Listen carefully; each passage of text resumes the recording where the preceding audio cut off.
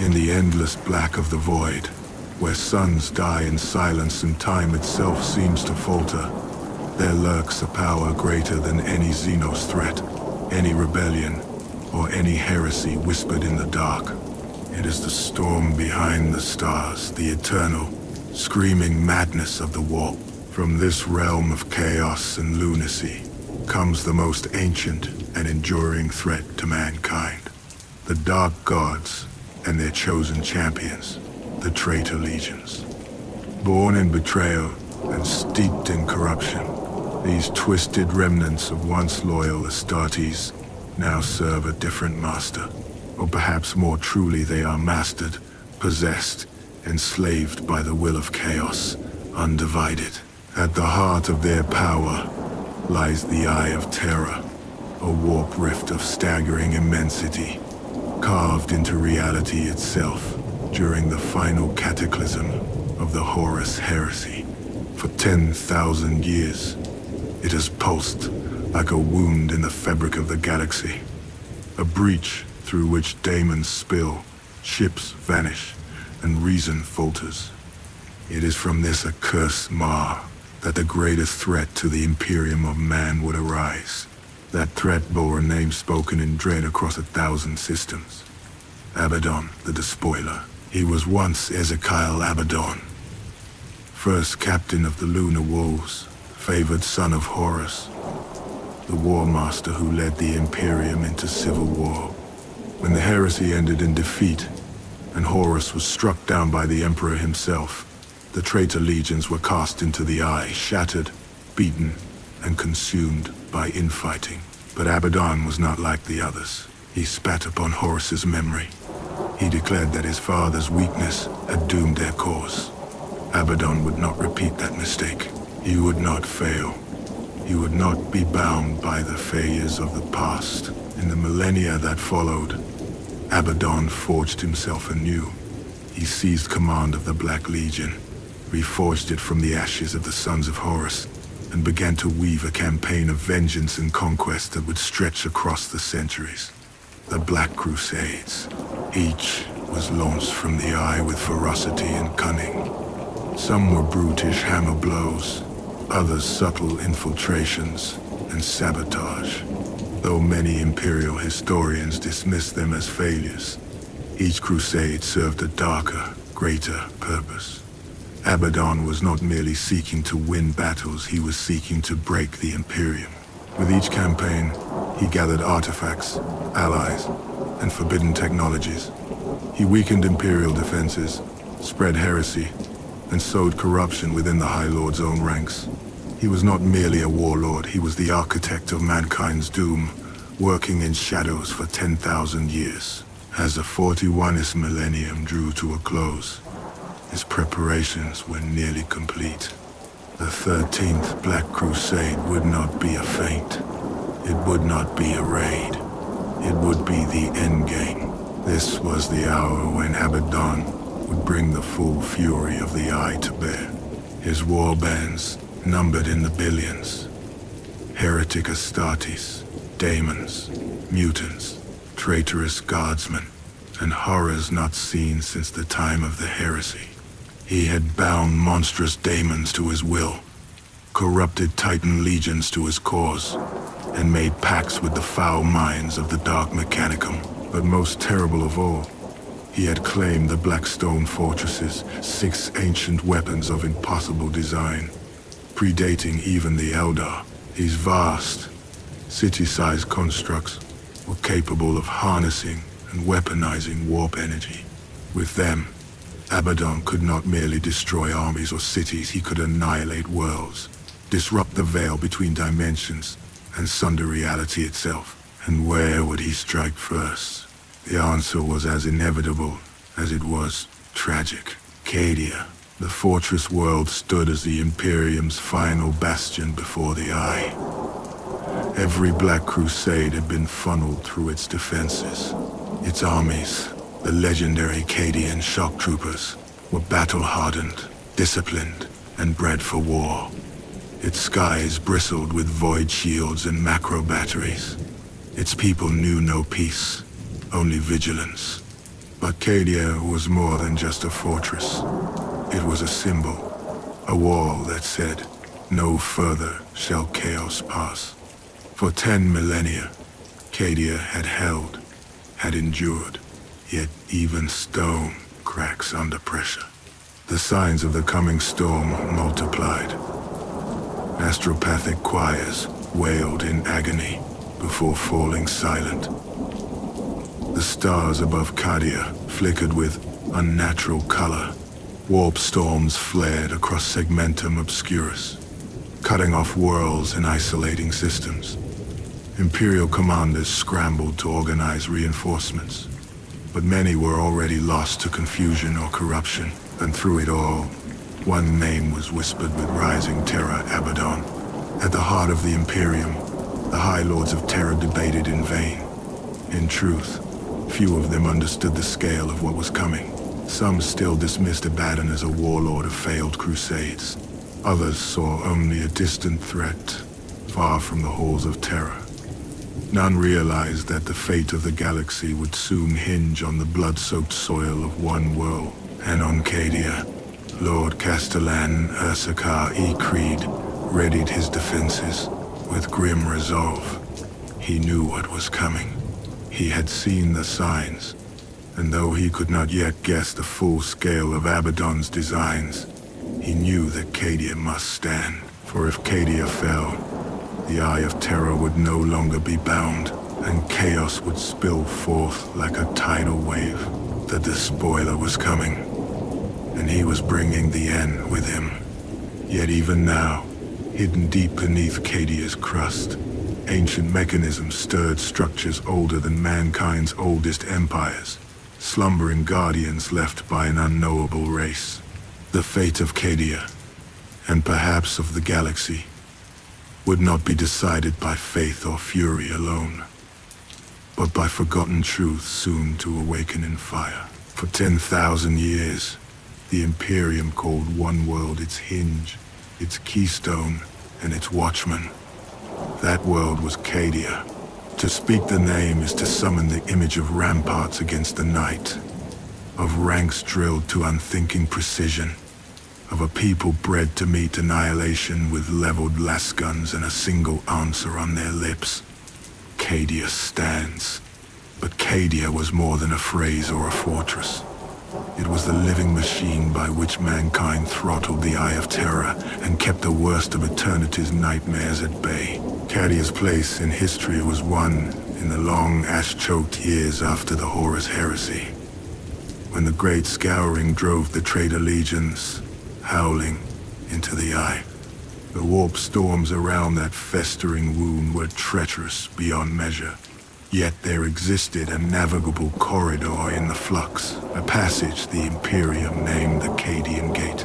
Anyone seeking to bring a fleet of consequence out of the Eye and into real space's settled lanes would find themselves drawn through that maw, and therefore brought to Cadia's guns. The Imperium did not pretend it could seal the Eye. It could only build a wall before it, and man that wall with the best soldiers it could make. On Cadia, war was not a profession, it was heritage. Children learned the manual of arms as naturally as others might learn lullabies. Marksmanship was taught from youth, so that Acadian recruits' first shot in battle was never their first shot at all. Even the young had duties, the White Shields, who drilled until they were old enough to join a regiment proper, learned the disciplines that would define their lives. Keep your line, watch your arcs, do not yield to fear. Obey orders without hesitation. Cadian blood carried its own peculiarities. Eyewitnesses often noted the violet tint of many eyes, a quirk said to arise from generations lived under the Eye's baleful glare. Superstition clung to it, as superstition clings to all things in the Imperium. But on Cadia, it was treated as nothing more than a mark of inheritance.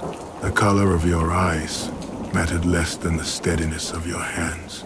The world itself was made for resistance. Cadia's cities were not cities as most would imagine, but castles, fortress hives of ferrocrete and adamantium, honeycombed with redoubts and galleries. void shielded and cross-linked with killing fields.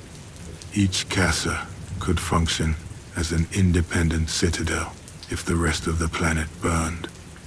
Taken together, they formed interlocking layers of defense that turned any planetary invasion into a trial by fire. The land between was surveyed, mined, and ranged constantly. Gun emplacements and macro batteries tracked the heavens without rest. On maps and in mines, every ridgeline became a rampart, every choke point a planned ambush, every open field a pre-registered grave.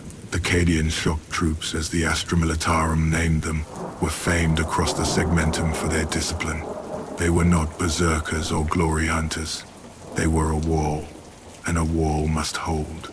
They fought in precise formations, combined las-gun volleys with mortar and artillery fires, and advanced or withdrew by the numbers. Among them rose the Caskin, elite grenadiers clad in carapace armor and entrusted with the most lethal missions. Void ship boarding actions, counter-elite strikes, and the defense of critical bastions. To see Caskin arrive on a line was to feel a failing position stiffen. Officers on 100 fronts envied the iron steadiness of Cadian non-commissioned officers.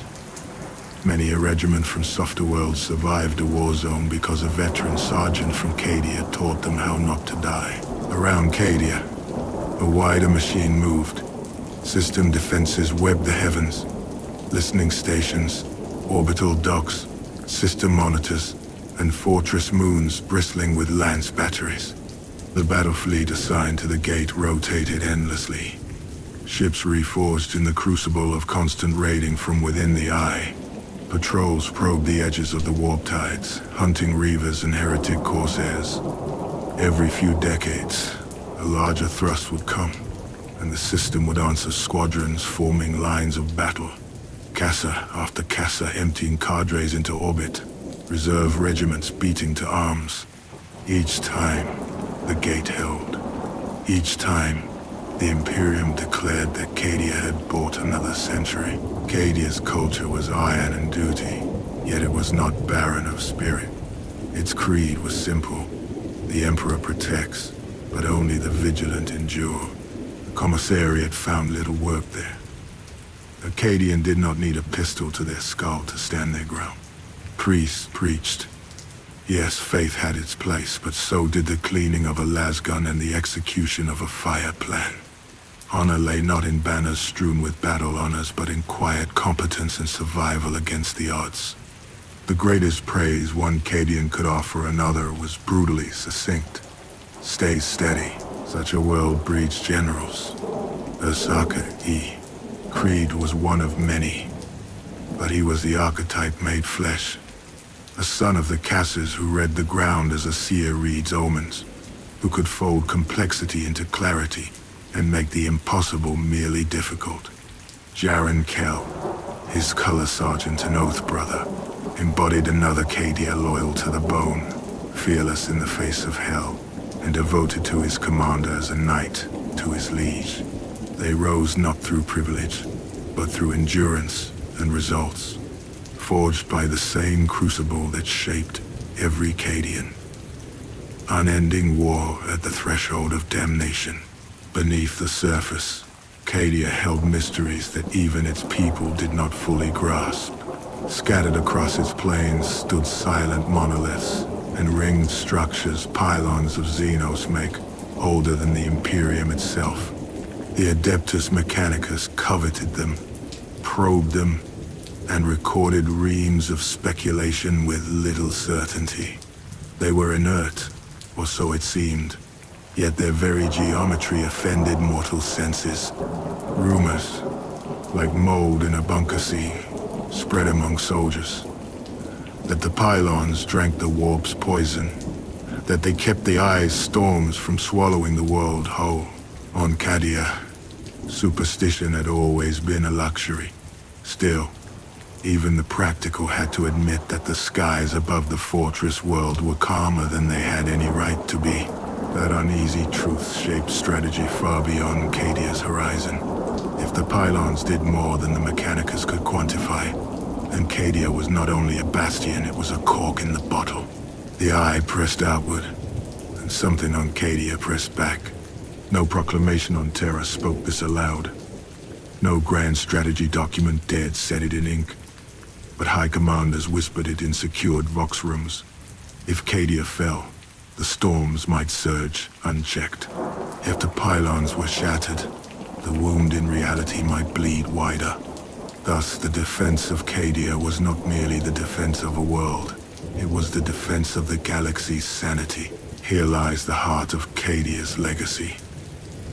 It taught the Imperium how to live with the impossible. Where other worlds pretended that the horrors of the Eye were distant legends, Cadia looked into that abyss every dawn and set about its work anyway. The Cadian way recognized terror, measured it, and apportioned ammunition accordingly. It did not yield to despair. It institutionalized courage. When other regiments cracked, Cadians held. When other commanders dithered, Cadians acted. When messages from the front were garbled by warp echoes and nightmare static, Cadians relied on doctrine and the initiative of officers who had stared chaos in the eye since childhood. That uncompromising creed spread outward with every regiment Cadia raised. The name Cadian on an order of battle was not marketing. It was a promise to every other soldier on the line that the fulcrum of any defense could be trusted to them. Worlds that had never seen the Eye chanted Cadia stands when they were afraid. It became a litany for the Imperium's stubbornness, an answer to the galaxy's jeers that mankind was finished. Abaddon understood all of this. He had thrown crusade after crusade against the gate, not merely to break fleets or reap skulls, but to study the hinge of his enemy's door. He had tested the Cassers and learned their rhythms, watched how quickly reinforcements mustered, noted which bastions answered their neighbors' vox calls fastest, which admirals held formation under pressure, which commanders gambled and which simply ground forward until the foe bled dry.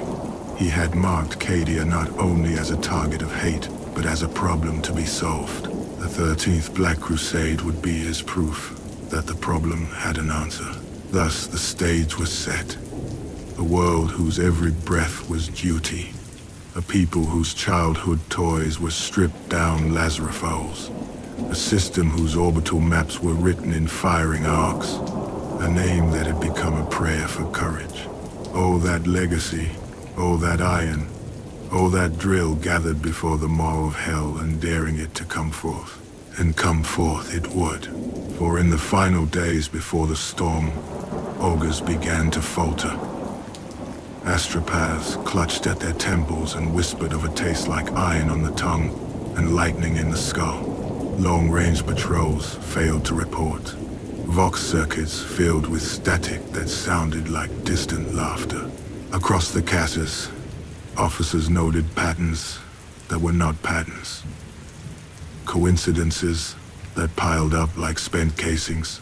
Creed stood upon a battlement and looked to the heavens, gauging the darkness with the same cold precision he had brought to 100 defenses, and knew without prophecy, without omen, that the time of testing had arrived.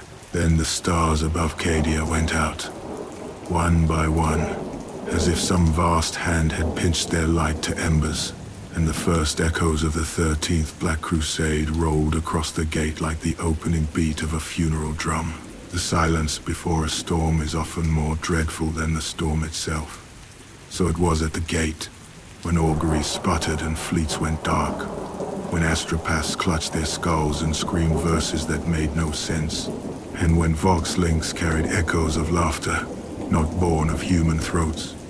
Cadia braced, for it had known storms before. The Cassers shut their gates. Regiments mustered by the thousands.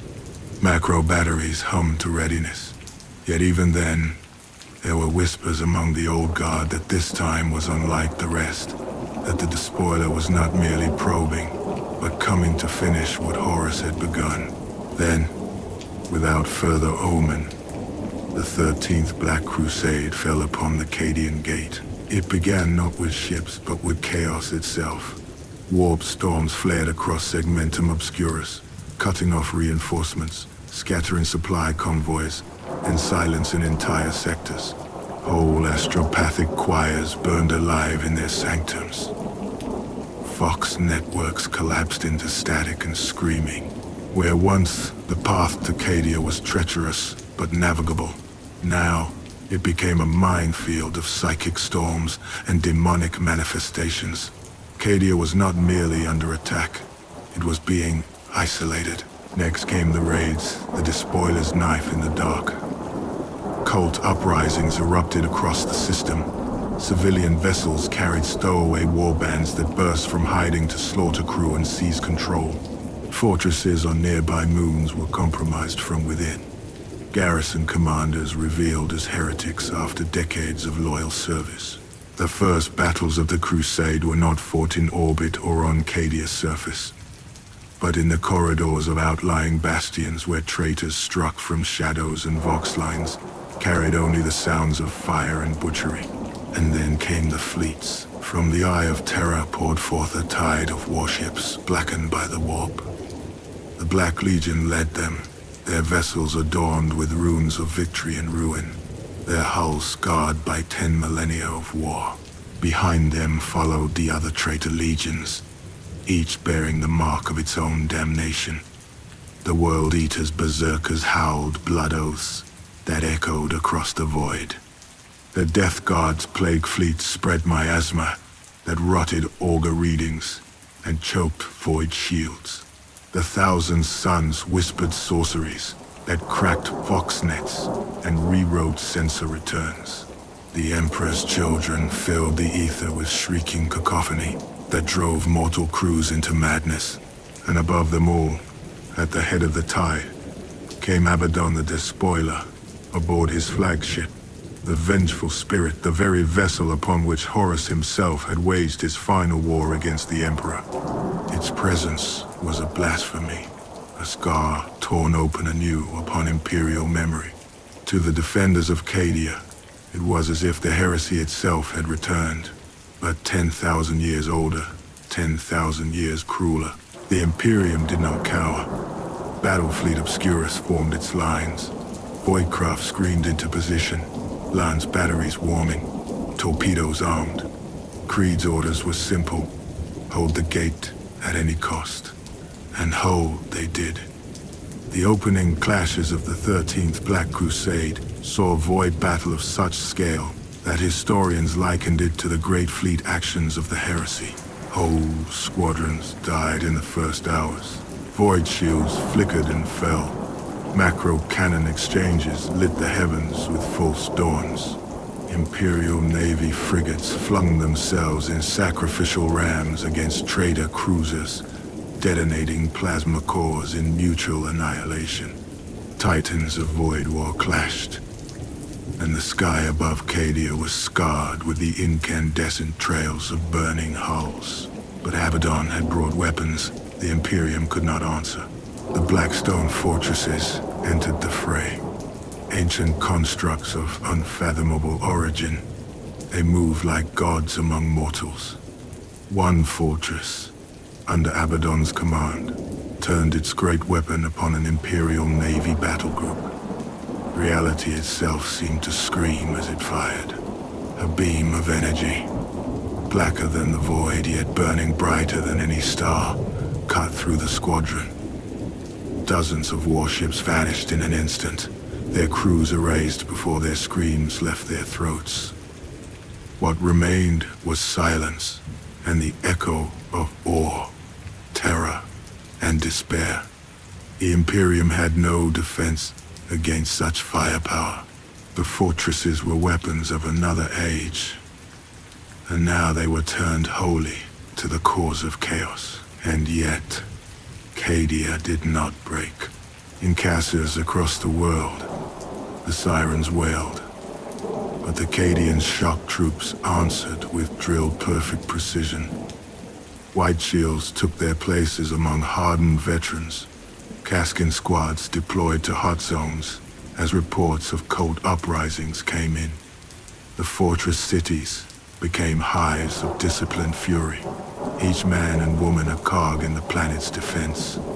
Creed stood at the heart of it all, calm as stone, seeing the battlefield not as panic but as puzzle. With every report, every strike, every deployment, he placed his pieces upon the board with the hand of a master. The first waves of chaos reached Cadia's soil soon after. Drop pods screamed down, their ceramite shells bearing the marks of the traitor legions.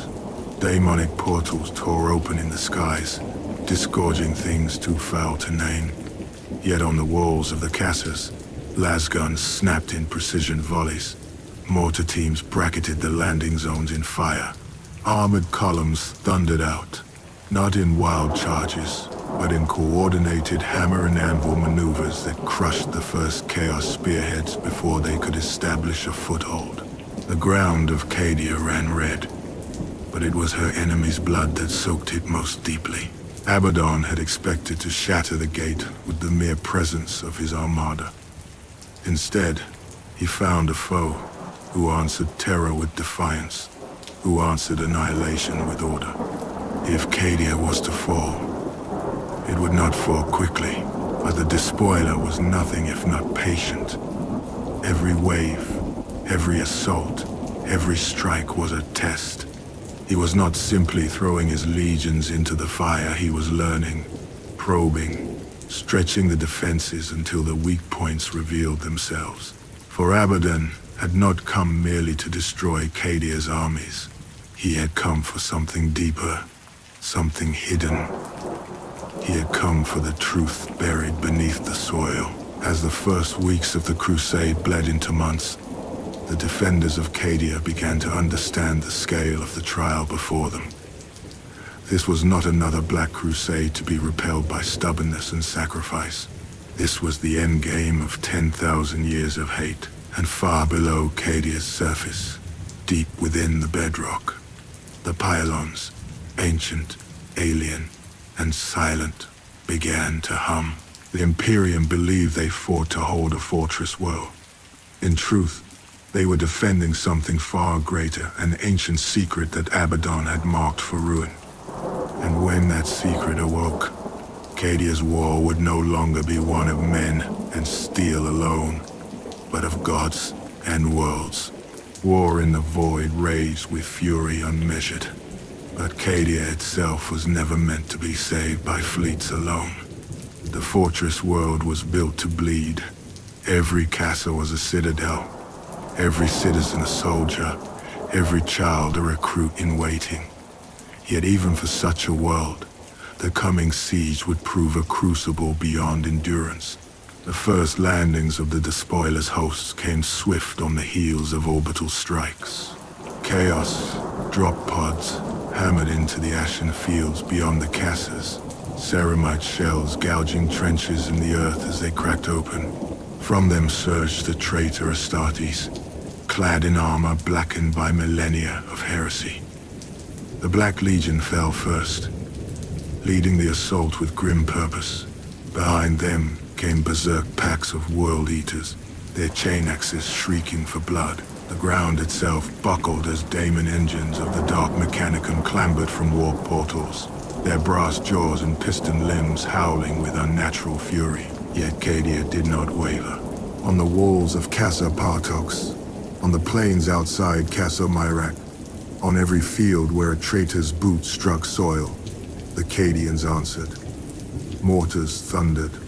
Lasguns spat disciplined volleys in perfect unison. Heavy weapons tracked the skies, felling gunships and daemon spawn alike. Even the youngest White Shields, pressed into service before their years, stood shoulder to shoulder with veterans, reloading magazines with hands that trembled but did not falter. The early battles of the siege became legendary in their defiance. At Casa Home, a single company of shock troopers held against 3 times their number of traitor marines, delaying them long enough for artillery to zero in and obliterate the entire landing zone. At the choral step, Cadian armored regiments clashed headlong with a Death Guard armored thrust, the air thick with toxins and the ground churning with plague-ridden sludge. There, Lehman Russ squadrons fought hull to hull against Blight tanks, Lascannons dueling with plague-burst mortars until nothing remained but burning wreckage. The fighting was brutal, ceaseless, and total. Chaos did not merely seek victory, they sought to grind Cadia to ruin. And so the war became one of attrition. Measured not in days but in heartbeats, not in victories but in survival. Through it all, Lord Castellan, Ursaka E. Creed commanded with unmatched clarity. From the hall of command within Casa Chris, he orchestrated every regiment, every reinforcement, every shell fired into the enemy. Where others saw chaos, he saw patterns. Where others felt despair, he found opportunity. His mind turned the war into a game of pieces and counters, of feints and ambushes. He knew Cadia could not survive by meeting every blow directly. It had to bend without breaking, bleed without dying, yield ground only to take it back twice over. Creed became the beating heart of Cadia's defense. His orders carried by Vox across burning skies and crumbling castles, and by his side stood Color Sergeant Jaron Kell, as steadfast as the stones of the world itself. Where Creed was the mind, Kell was the shield. He was seen everywhere among the troops, carrying Creed's orders not as words but as living example. He stood upon parapets where fire raged thickest, banner in hand, voice carrying across the din. Cadia stands. Men and women who might have faltered found strength when Kell strode among them. For he was Cadia, embodied unyielding, unafraid, eternal. The siege tightened. For every landing zone destroyed, another forced its way through. For every chaos incursion repelled, two more broke out. Orbital strikes pounded casas day after day, turning fortress walls to rubble. The Earth itself began to split under the fury of orbital bombardments and demonic sorcery. Still, the Cadians stood, but Abaddon had planned well. This was not simply a war of attrition, it was a war of corruption. His agents stirred heresy within Cadia's very ranks. Cults rose in the underhives of casas, striking at munition stores and assassinating officers. In one infamous act of betrayal, a regiment of conscripts turned their lasguns upon their comrades in the midst of battle. Their eyes glazed with the mark of chaos. Creed's fury was absolute. His response, merciless. The entire regiment was annihilated within hours. No quarter granted. Even so, morale was tested as it had never been before. And then came the reinforcements. For though Cadia seemed isolated, the Imperium had not abandoned its sentinel. From across the segmentum came ships, battered, scattered, but arriving nonetheless. The Space Marines answered first. Strike forces from chapters such as the Space Wolves, the Black Templars, and the Imperial Fists. They fell upon Chaos landing sites like thunderbolts, bolters roaring, chainswords rending. Entire spearheads of traitors were broken in hours by the fury of these angels of death. The Adeptus Mechanicus arrived as well, led by none other than Archmagos Dominus Belisarius Call, bringing Skitarii cohorts and titanic engines of war. Their weapons of forgotten design rained annihilation upon the enemy. Their cold logic a counterpoint to Cadian grit. With them came rumors that Cole sought something beneath Cadia, that his interest in the pylons was more than strategic, and with the Mechanicus came a miracle. Saint Celestine, the living saint of the Ecclesiarchy, descended upon Cadia in blinding light, her wings burning with holy fire. Where she walked, the dying rose to fight again, her presence a beacon of hope amid the endless night. For the first time in weeks, soldiers lifted their eyes from the trenches and dared to believe. The Emperor had not forsaken them. The siege, once a slow death, became a war of resurgence. Reinforced, blessed, and emboldened, the defenders struck back with renewed fury.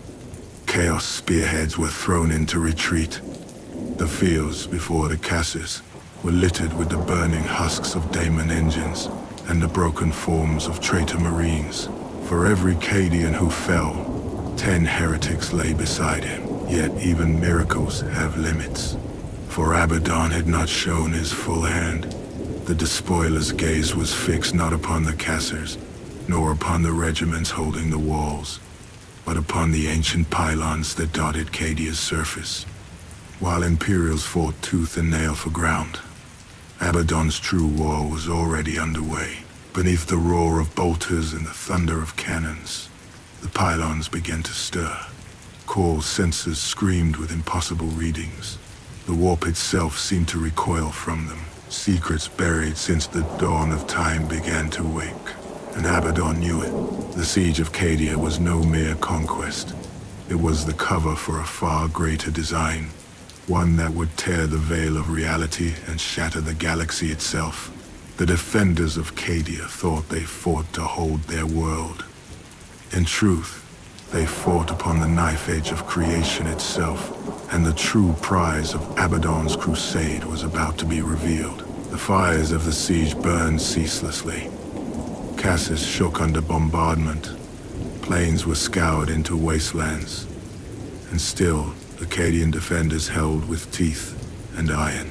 Yet for all their valor, Cadia could not endure the storm alone. The galaxy had abandoned many worlds to chaos in the past, but Cadia was different. If Cadia fell, the Eye of Terror would burst its banks. If Cadia broke, the Imperium itself might not survive. And so aid began to come not as one unified host, but as scattered sparks in the night, drawn to the world like moths to a flame. The first were the Adeptus Astartes, for no war of such magnitude could rage without the Angels of Death. From the void came strike cruisers and battle barges, their hulls scarred from warp storms but unbroken. The Black Templars, zealous sons of dawn, struck first, entire Crusader hosts descending into the melee, chanting litanies of vengeance as they tore into the traitor marines with chainswords and storm bolters. The sight of their black crosses upon the field rekindled the courage of many a weary guardsman. From Fenris, the space wolves answered. Their longships howled across the void, disgorging warriors clad in pelts and runes. They fought as they always had, like predators unleashed, their packs tearing apart World Eater's berserkers with fang and blade. Their feral cries echoed across the Cassis, and even the hardened Cadians marveled at such fury unleashed in their defense. The Imperial Fists, inheritors of Cadia's fortress creed, brought their bastion-breaking guns and unyielding discipline. They move with the same precision as the Cadian regiments themselves, their doctrines meshing seamlessly with the shock troops on the line. Where Cadians formed the wall, the fists became its iron studs, unshakable even as the world around them cracked. It was a gathering of gene-forged might unlike any seen in the Gate since the heresy. Yet even the Space Marines, for all their valor, were but a part of the great tide. For the Adeptus Mechanicus had come, drawn by the call of one of their most enigmatic sons, Archmagos Dominus Belisarius Call. His arrival was heralded not by hymns or banners, but by the grinding march of Scutarii cohorts and the colossal silhouettes of guard machines. War convoys rolled from their landers in endless columns, crawling fortresses of steel and cogitator shrines. Knights and titans strode among them, their weapons shrieking plasma and sunfire into the oncoming tide. Call's interest, however, lay deeper than mere war. From the moment his auger scanned the pylons that dotted Cadia's crust, his machine mind was ablaze with calculation. Here was a technology older than the Imperium, perhaps older than mankind's first stirrings among the stars. He saw the great lattice of pylons not as relics, but as a mechanism, vast, deliberate, and purposeful. Though he cloaked his curiosity in the guise of strategy, it was plain to him. The pylons were the true heart of Cadia, and the key to understanding the Eye of Terror itself. To Creed, such matters were of no importance. A commander cannot afford mysteries when the enemy is at the gates. Yet even he could not ignore the possibility that the pylon's silent vigil had kept Cadia from succumbing to the warp centuries earlier. Now, as the Black Crusade pressed upon every wall, their purpose began to matter. And then, like a storm within the storm, came a miracle. It was at the height of the siege, when traitor marines had breached the outer bastions of Casa Craft and Daemon Pax rampaged through its streets, that a blinding light split the smoke-filled skies. Wings of radiant fire spread wide, and upon them descended Saint Celestine. The living saint struck the earth in a blaze of glory, her sword cutting sways through the damned with every stroke. Wherever she passed, the dead rose anew, their wombs knitting, their eyes alight with zeal. To the faithful, she was the Emperor's hand made manifest. To the despairing, she was hope reborn. Her arrival changed the war. Cadians who had fought to exhaustion found their strength renewed. The chants of Cadia stands rose higher, no longer mere defiance, but a hymn of faith. In her presence, even the most hardened veterans felt themselves more than mortal, their courage unbreakable.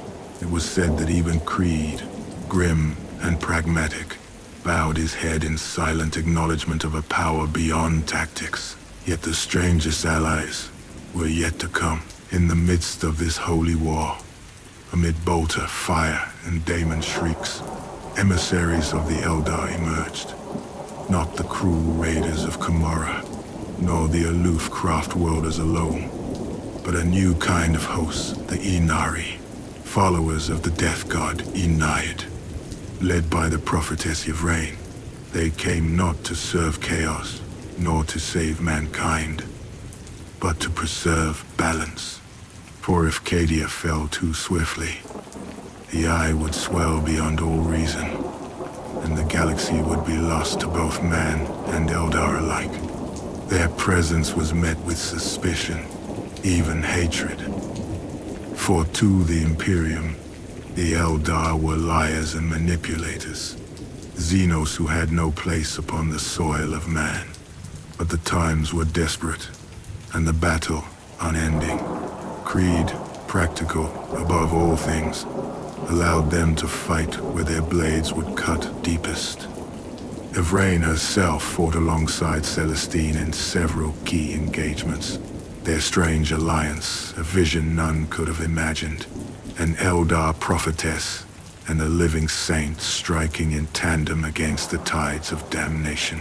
Thus, Cadia became a crucible of paradox. Imperial Guard fought shoulder to shoulder with Space Marines. Skitarii marched beside mortals. Saints strode alongside Xenos, all of them bound by necessity. All of them caught in a war that threatened to unravel the galaxy itself. But though the defenders struck mighty blows, Abaddon did not relent.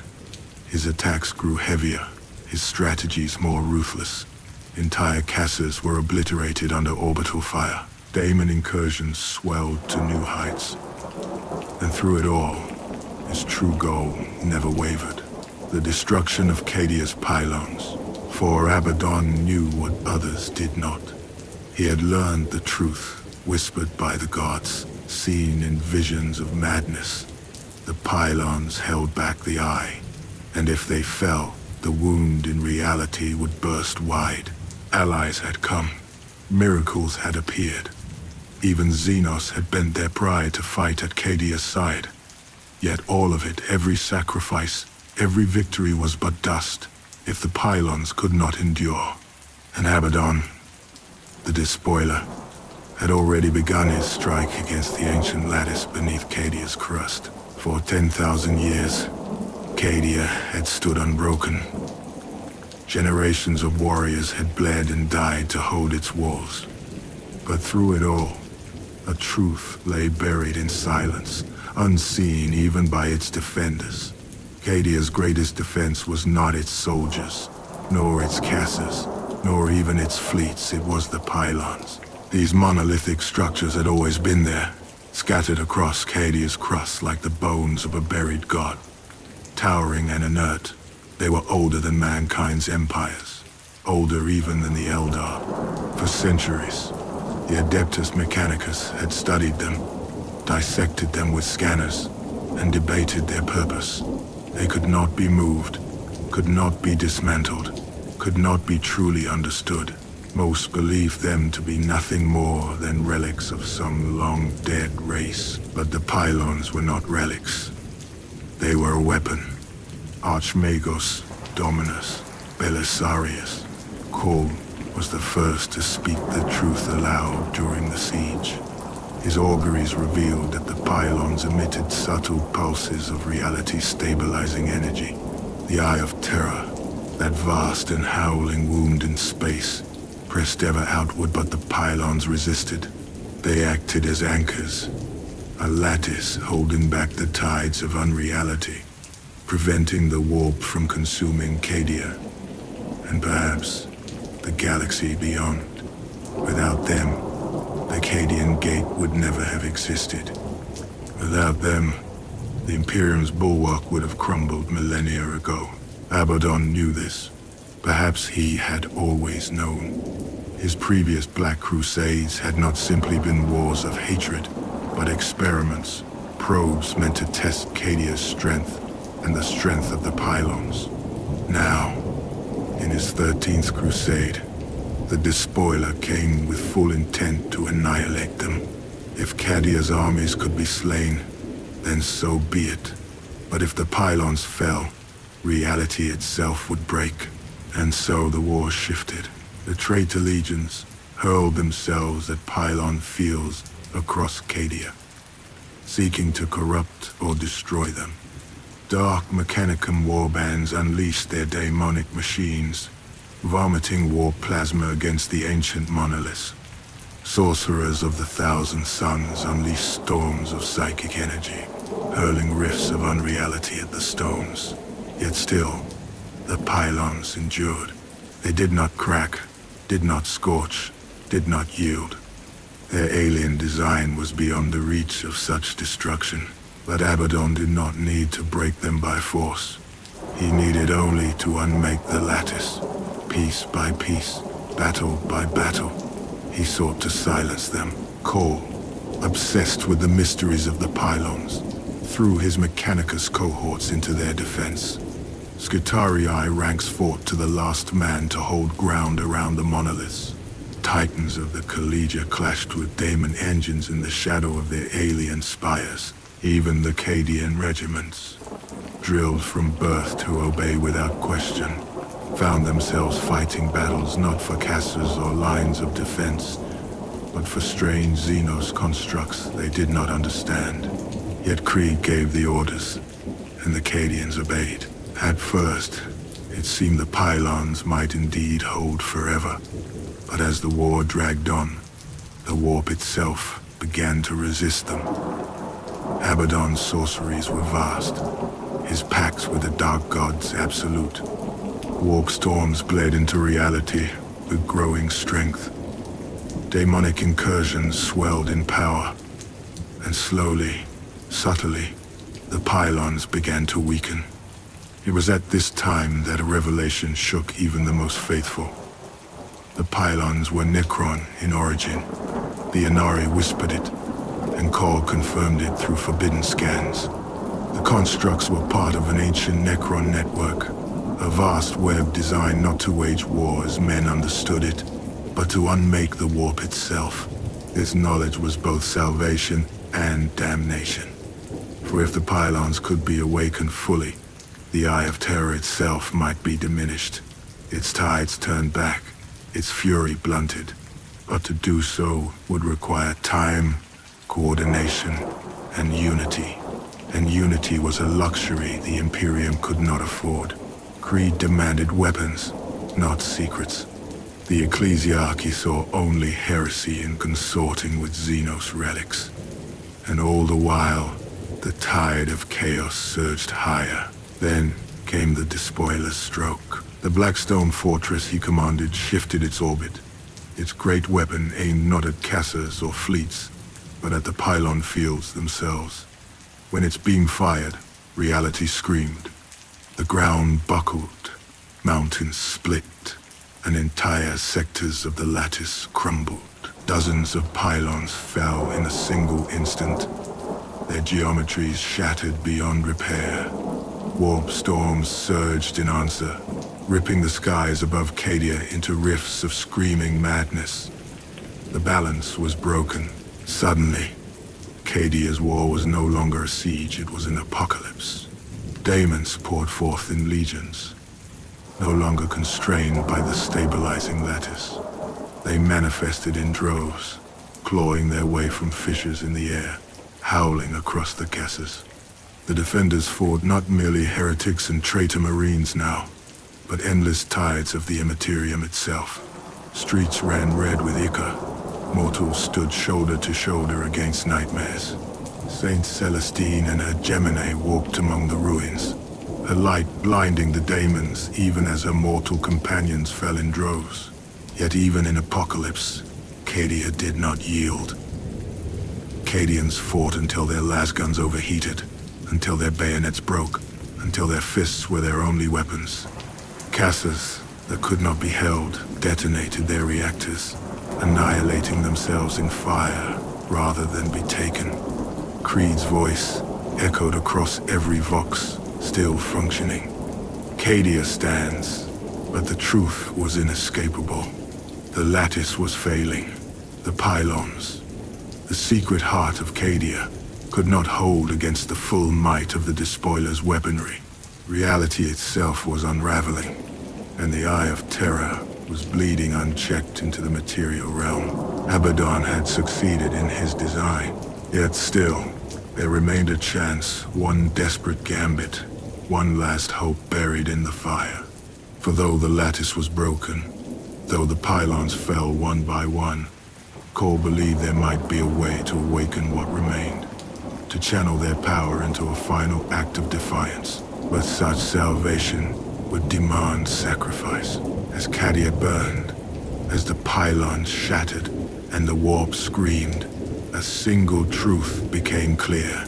The world could not be saved. The question now was not whether Cadia would fall, but how many lives and how much time could be bought in its dying. Cadia had endured storms without number. For 10,000 years, the fortress world had stood against traitors and daemons, its casters defiant, its people unyielding. But even stone wears away under the ocean's eternal tide. And now, the tide was no longer storm, but deluge.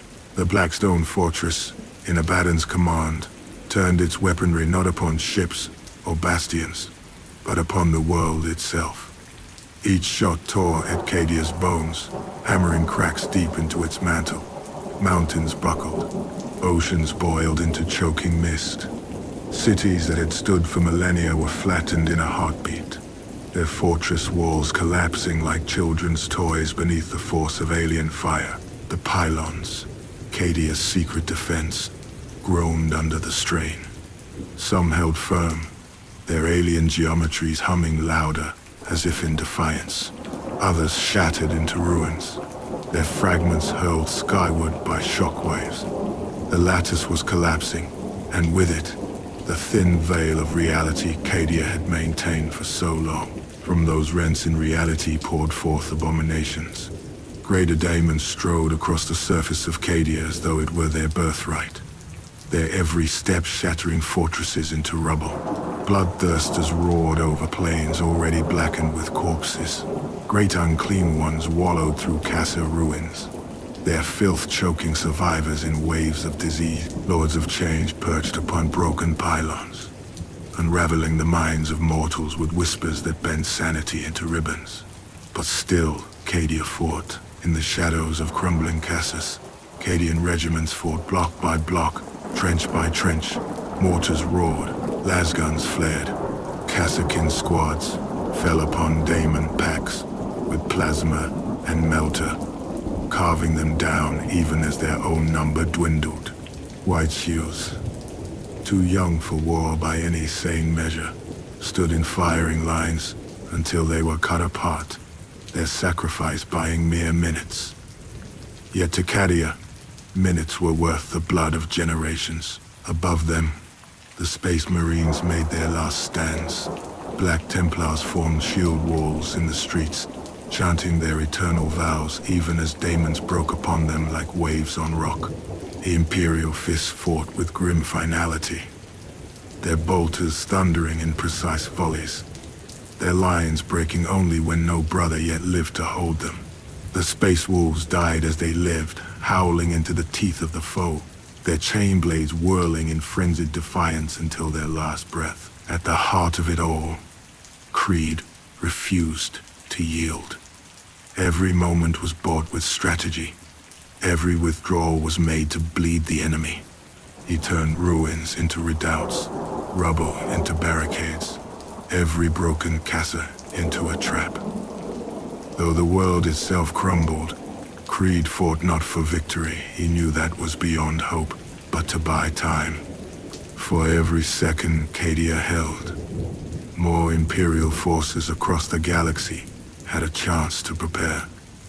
If Cadia must die, it would die as a shield. Beside him stood Sergeant Jaren Kell, his banner aloft, his presence unbreakable. In the darkest hours of the siege, when even Cadians felt despair creep into their hearts, they saw Kell standing with Creed, and their resolve hardened. He was the anchor that held Creed steady, and through Creed, the world itself. And then came Saint Celestine, her wings of light burning amid the ruins. She strode where mortals dared not tread, her blade cutting demons as though they were shadows. Those struck down in her presence rose anew, their wounds healed, their spirits rekindled. To the faithful, she was proof that the Emperor still watched. To the faithless, she was hope where none should exist. Yet even she knew the truth. Cadia was breaking. The end came not as a single blow, but as a culmination. With each salvo from the Blackstone Fortress, the planet groaned louder. The core strained under impossible forces. Magma vented in geysers across the surface. Entire castles slid into fissures that yawned beneath their foundations. The skies turned crimson with warp fire, the very air thick with unreality. Then came Abaddon's final strike. The last remaining Blackstone fortress, crippled but not destroyed, was driven into Cadia itself. The impact split the world's spine. The crust shattered, mountains collapsed into seas of fire. Vast continents heaved upward before tearing apart. The planet's core surged and cracked, vomiting its fury into the sky. Cadia, eternal Cadia, was dying. In those final moments, heroism was not measured in victories, but in sacrifice. The Cadians did not flee. They held the line to the last. Their deaths measured not in futility, but in seconds purchased. Seconds for others to escape. Seconds for the Imperium to regroup. Seconds for hope to live on beyond their graves. Saint Celestine led the evacuation, her light guiding survivors to what ships remained. Belisarius' call, his machine mind screaming with the loss of knowledge and opportunity, nevertheless secured the survival of data, artifacts, and most importantly, the seed of something greater he had long prepared in secret. The Inari withdrew, their task complete, their prophecy fulfilled. Creed, however, would not leave.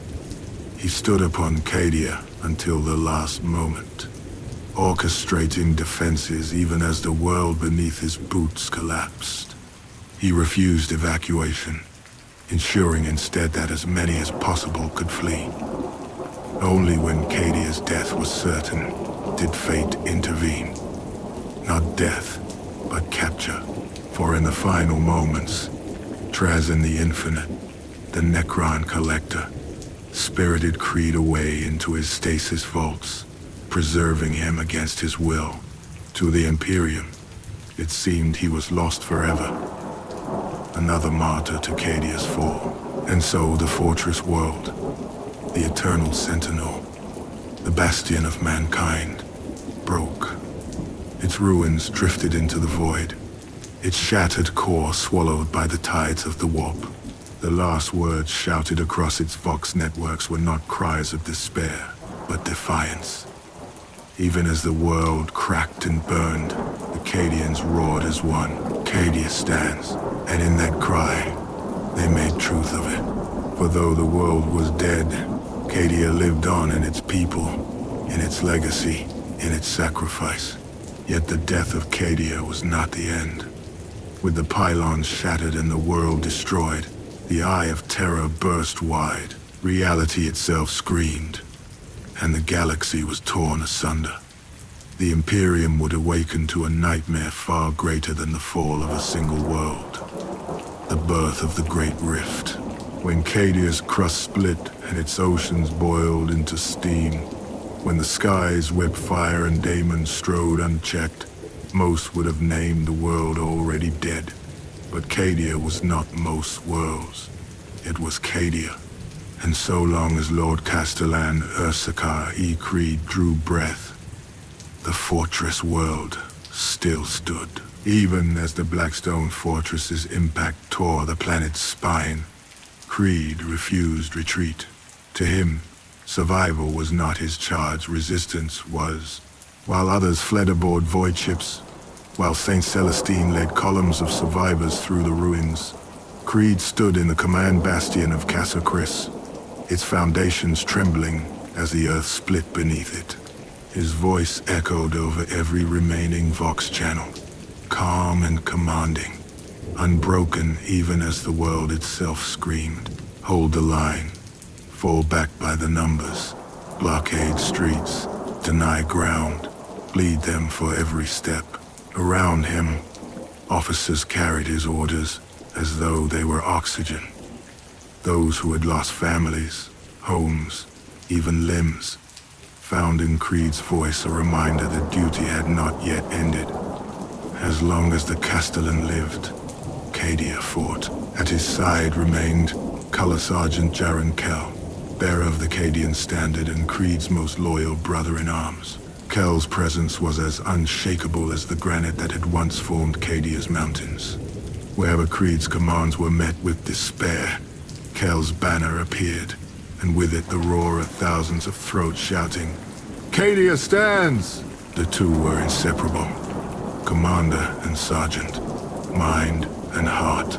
But in the dying hours of Cadia, fate demanded more of them than even decades of war had asked. The ruin of Cadia was not slow, it was a series of breaking waves. The ground split beneath marching regiments, swallowing them whole.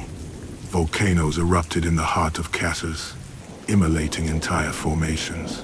Warp rifts opened in the air, vomiting demons into command bunkers and hospitals alike. Entire regiments fought their last in minutes, their banners burning in skies choked black. Creed knew there was no salvation.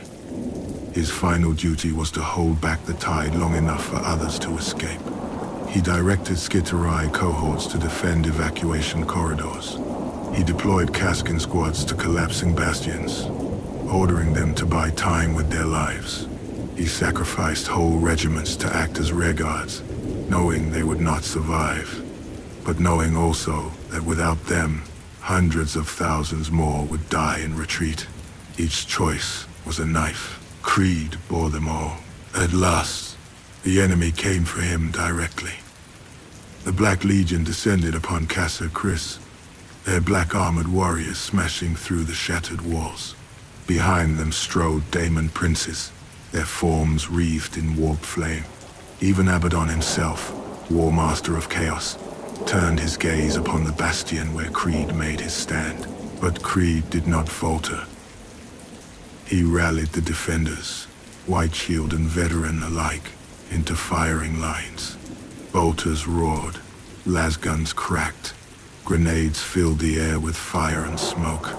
For every guardsman who fell, 3 heretics followed. The bastion became a pyre of discipline and blood, a fortress of defiance standing in the jaws of hell. Then came the breaking moment, as a warband of traitor Marines surged forward. Kel moved to shield Creed. The banner of Cadia was high in his hands as bolter shells ripped into him. Still he stood, his body torn apart, his lifeblood spilling, yet he did not let the standard fall. With his dying breath, Kel shouted above the chaos, "For Cadia, for Creed, Cadia stands," and then he fell. The banner still clutched in his grasp, planted into the ground as though the planet itself refused to yield. Creed's fury was silent. He gave no cry, shed no tears, but his commands came faster, sharper, more merciless.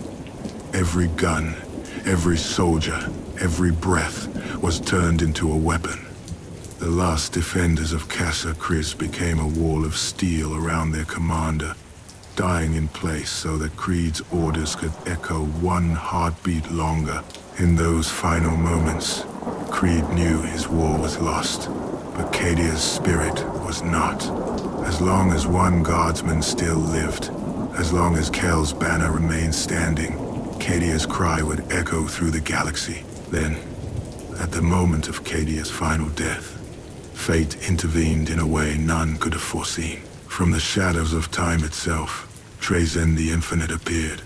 The Necron Collector, who had fought beside Cadia's defenders for reasons his alien mind never explained, extended his hand to Creed. Before the Castellan could protest, reality folded around him, and he was snatched away into stasis, locked within Trazen's vaults. To Cadia, Creed was gone. To his soldiers, he had fallen with his world, a final martyr to the cause. None knew he lived still, preserved against his will in the tombs of a Xenos. None knew that one day he might yet return. And so Cadia's last commander was lost. The fortress world cracked apart, its ruins drifted in void fire, swallowed by the warp's screaming edge. But its legacy did not die. The last Vox signals, cut short in static, carried the words of Creed and Kel to every survivor, to every ship that fled, to every soul that lived to remember. Cadia stands. The world was dead, yet its defiance outlived it. And in its death, Cadia broke not only itself, but the galaxy. For with the pylons destroyed and the lattice shattered, the Eye of Terror burst wide, and from its depths was born a wound across all reality.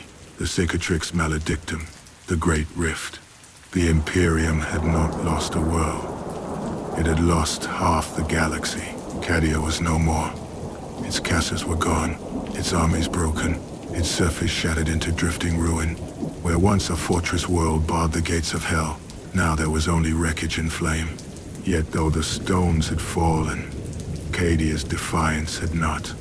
The world's death was not silence, it was thunder. The destruction of the pylons, the breaking of Cadia's mantle, and the final collapse of its lattice tore more than a planet apart. It tore reality itself. The Eye of Terror, once bound and contained, now flared outward with unchecked fury. Warp storms bled across the stars, ripping open rifts in the materium from Segmentum Obscurus to Ultima. In a single moment, the galaxy was divided by an abyss of madness. This was the Cicatrix Maledictum, the Great Rift, a wound across the heavens, stretching from one end of the galaxy to the other. Whole sectors vanished into its storm, Empires within the Imperium were cut adrift, their worlds lost in isolation. Astropathic choirs screamed in endless agony as they were overwhelmed by the psychic tempest. The Astronomicon itself flickered, dimmed, and in many places vanished entirely. To half the Imperium, the light of the Emperor's beacon was lost, and with it, all navigation, all certainty, all hope. The age of Imperium was over. The era Indomitus had begun. For the Imperium, the shock was as much spiritual as it was physical. Cadia had been the unbreakable sentinel, the fortress world that never faltered. Its loss was inconceivable, its destruction unthinkable. Yet here it was gone, sacrificed, its ashes scattered into the warp. Many worlds fell to despair.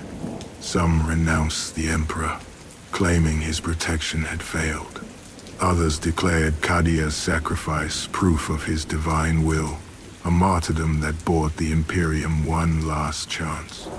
Across the galaxy, one phrase echoed above all others. Cadia stands, not as a fact, but as a creed.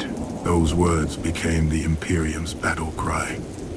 Regiments once trained upon Cadia still fought on distant worlds. Their drills and doctrines burned into memory. Refugees of Cadia, scattered among surviving fleets, brought their discipline to new armies. And commanders who had never seen the gate now spoke Creed's words to stiffen their ranks. Cadia stood no longer as a place, but as an idea, unyielding defiance in the face of annihilation. The survivors were few, but their deeds echoed. Saint Celestine, her faith brighter than the warp's darkness, became a rallying beacon across the broken Imperium. Her miracle on Cadia gave hope to countless billions, proof that the Emperor still moved among his people. Belisarius Cole, carrying with him the seeds of knowledge long hidden, emerged from the ruins with his greatest gift. The Primaris Marines, new sons for the Imperium's legions. Their creation had been long prepared, but it was Cadia's fall that made their release inevitable. The Inari, too, carried away their victory. For them, Cadia's sacrifice was not only a human tragedy, but a fulfillment of prophecy. Ivrain had seen the breaking of the pylons as necessary, a wound that would hasten the awakening of her god, Iniad. Where mankind saw only loss, the Eldar saw the next step in their desperate gamble against extinction. And what of Creed? To his soldiers, he was gone, a martyr whose last stand embodied Cadia's defiance. But in truth, the Castellan lived still, preserved against his will within the stasis vaults of Trazyn the Infinite. The Necron Collector had plucked him from the jaws of death, not out of mercy, but curiosity. Or perhaps to preserve a trophy of courage, unlike any other. In time, Creed would return to the Imperium. But in those first days after Cadia's death, his fate remained unknown. Abaddon, the Despoiler, had achieved his greatest victory. Cadia was destroyed, the pylons shattered, the Great Rift born. His 13th Black Crusade had succeeded where 12 had failed. Yet even he had not foreseen the full consequence. The rift tore the galaxy asunder, unleashing chaos upon foes and allies alike. Even the armies of chaos were swept into its storms, their legions scattered across time and space. In victory, the Despoiler had remade the battlefield itself. It was into this shattered galaxy that salvation appeared, as if drawn by fate. In the aftermath of Cadia's fall, the Imperium's last Primarch awoke. Rabute Guilliman returned from 10,000 years of stasis, revived by the miracles of the Mechanicus and the power of the Inari. With him came the Indomitus Crusade, a great campaign to reclaim what was lost, to hold the line against the storm. Guilliman marched at the head of new legions, wielding the Emperor's authority as Lord Commander of the Imperium. Yet even Guilliman knew the truth. His crusade was born not of triumph, but of desperation. Cadia had bought the time he now used. Its sacrifice had delayed Abaddon long enough for him to return. Without Cadia, there would have been no chance at all. So the story of Cadia does not end in silence. It ends in legacy. The fortress world stood for 10,000 years, and in its final hours, it did what no other could. It gave mankind another dawn. Its people died, but their cry lives still, carried on banners, in voxcasts, and in the hearts of those who fight beneath the Emperor's light. Cadia stands, not in soil, not in stone, but in defiance, not as a place, but as a promise. The galaxy was forever changed by Cadia's death. The Imperium shattered but endured. The rift divides the stars, yet mankind still fights. And though the fortress world is gone, its echo is unbroken. For in the darkest hours of humanity's long war, the cry of Cadia rings louder than all the voices of despair. Cadia stands.